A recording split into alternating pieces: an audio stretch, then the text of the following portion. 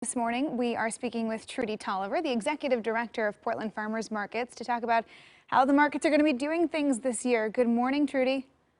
Good morning. Thanks for having me. Oh, so good to be with you. I know we saw a couple weeks ago here the Saturday PSU market reopened. I think everyone was a little nervous to see how it would go. How have the first few weekends been?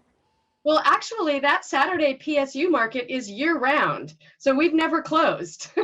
Okay, um, yeah. How has it been with some new precautions then?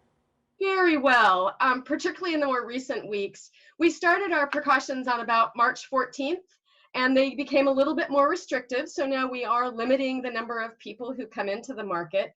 And frankly, shoppers are understanding what's expected of them. They're wearing masks. We're recommending all of our vendors wear masks.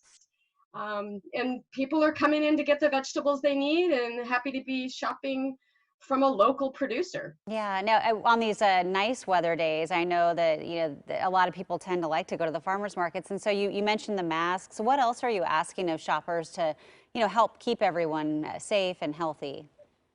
Right, we have hand washing stations spread out throughout the market.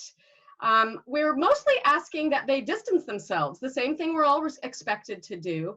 So we've designed the marketplace such that if a particular vendor has a line, that there's space for them to distance, and we've marked the pavement. It's very similar to going to a grocery store, but there's a lot less touching of the food and a lot more fresh air. Yeah, everyone getting to stay outside there. I think one of the things that we've heard from a lot of people is they still want to continue to support local farmers, and a good way to do that would be through some of these markets, especially with so many of our farmers seeing all of their distribution chains so disrupted right now. And I'm sure that's kind of a role that you guys are stepping into.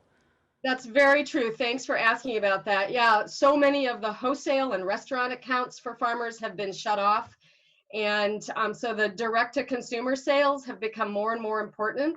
So in May and June, we plan to open the rest of our neighborhood markets just as scheduled.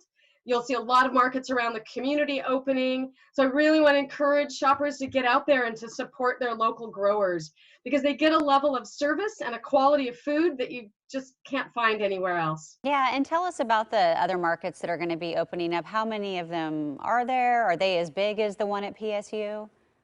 PSU and Beaverton are the two largest markets in the metro area.